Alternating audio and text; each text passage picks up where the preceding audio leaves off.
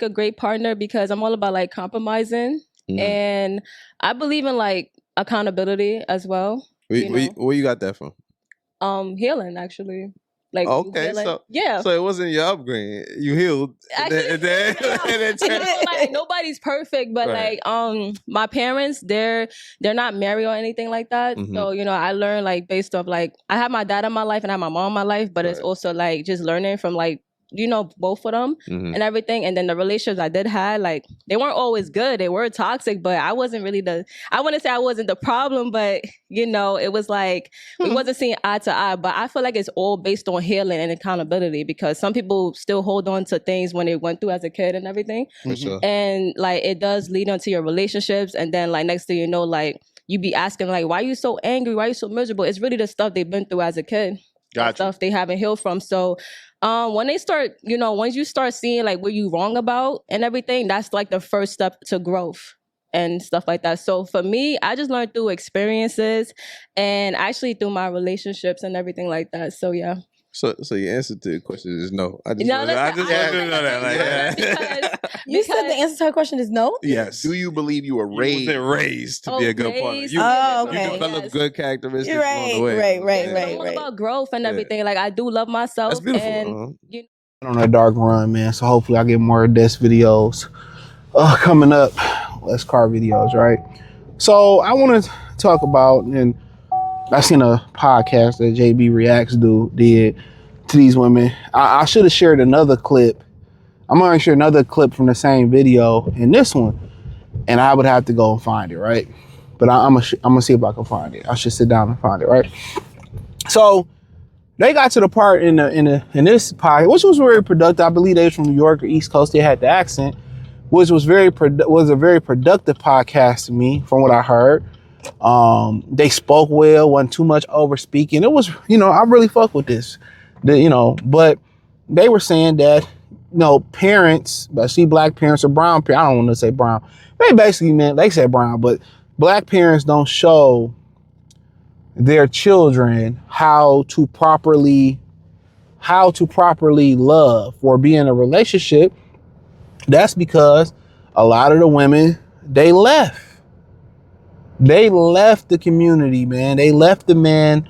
They was conditioned with feminism, the fight for, all that stuff, right?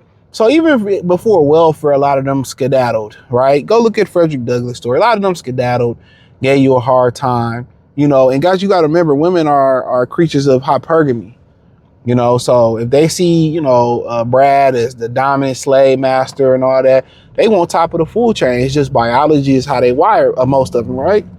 And that's why, to them, they get mad and be like, well, guys like ambiguous looking women, or they like exotic looking women, but so do women.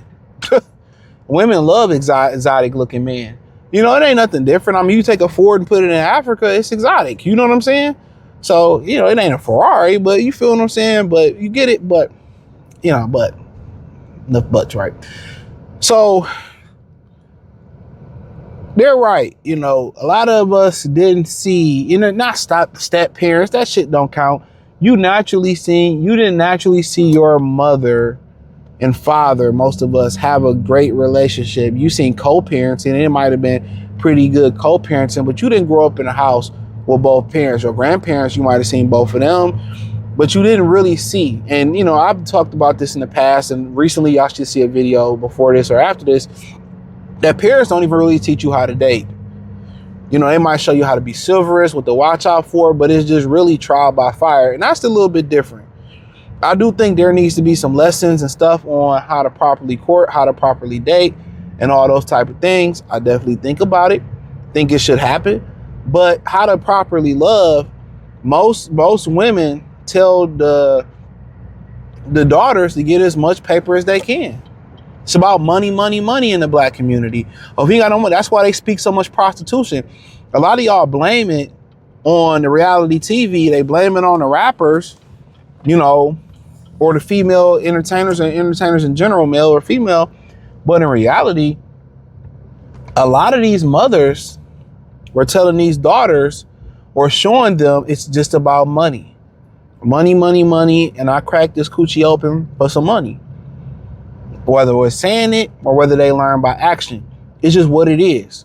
Money was the end all be all. They complained about money. They was happy when they got money, all that stuff.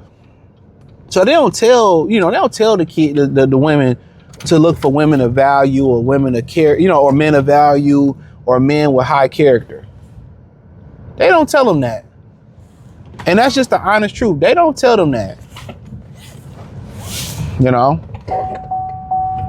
They don't tell them that. So when we had those conversations and they don't tell them to really look for men of value like that, so be it. And this is why you got the end all be all being money. And they tell the young boys to go be simps and, teach them how to put the woman first. It's a matriarchy of the black community. I say this before, I said it again, and maybe I might make a particular video if somehow I remember. The matriarchy of the black community, why non-black women like black men, and they don't know this, right? Maybe through word of mouth, but when they deal with guys, I feel like when they deal, this is my opinion, I never dated out, right? Never slept with nobody outside of a black woman, This is, it's just my, it was what it was, right? Could have been a proximity thing, whatever, just ain't my thing, right?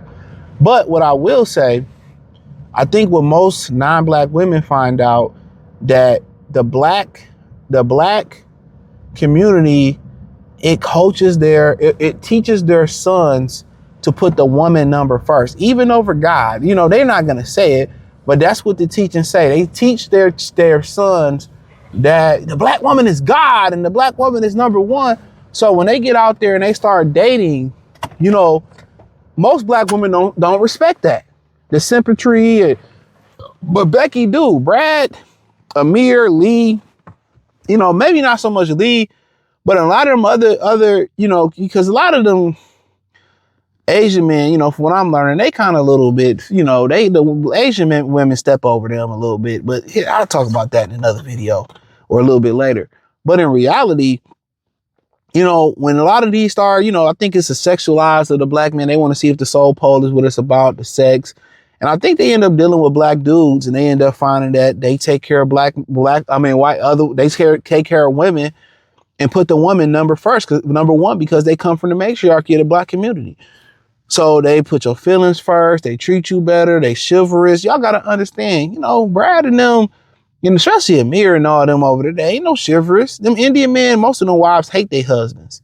It's just that they believe in their tradition and their religion so much that that's what they do. That's what they program to do. They have tradition.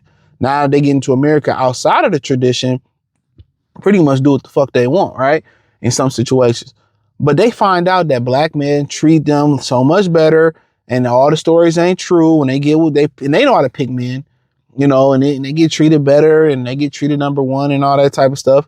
But yeah, the parents don't show us how to love or they ain't really no unconditional love, only for like children and dogs. But they don't properly show us properly how to go through relationships and how to do it. We didn't see it growing up. We learn by sight more than we learn by word of mouth. As we get older, we learn by, the sayings or the game. But, to be honest with you, we're not really taught, because our parents didn't really have love. They have the experience of failure.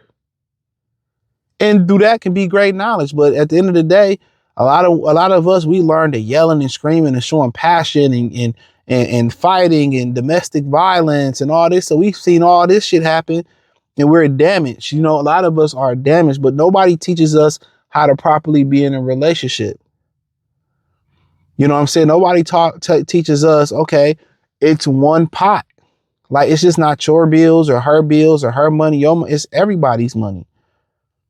You hear little things like, okay, the children, since y'all argue, if y'all got a disagreement, y'all go in the car, go in the garage, go somewhere else. Don't argue in front of the kid. These are things that you eventually do learn. Communication. Have budget meetings. How we gonna budget this? How we gonna do this? It's just, you have to learn that. And that's why a lot of guys, they go through one marriage or two relationships, or they say, what they call the first dude, the wife that gets you, the girlfriend that gets you prepared for the wife. I forget what the internet call it. That's why when, the dudes be with a woman a long time or he married, don't work. and the next marriage, it be successful. You know, sometimes there's so much damage being done, it can't be repaired. But you learn from your mistakes from the last situation, relationship, marriage. In this relationship, you understand what you don't want in a woman, what you do want in a woman. But for women, they're not afforded that because they don't have the luxury of time. They best years is on the front end. Our best years is in the middle towards the back end. So they don't really have the luxury of time. They got to get it right in the beginning. A man can be like, okay, shit, if he can survive a divorce or they break up, and then, you know, for the most part, yeah, he might be single for a while, kick it, work on himself. Most guys, when they get out of a relationship, man, they don't want to go fuck somebody else right away. Especially if they was faithful, they chilling.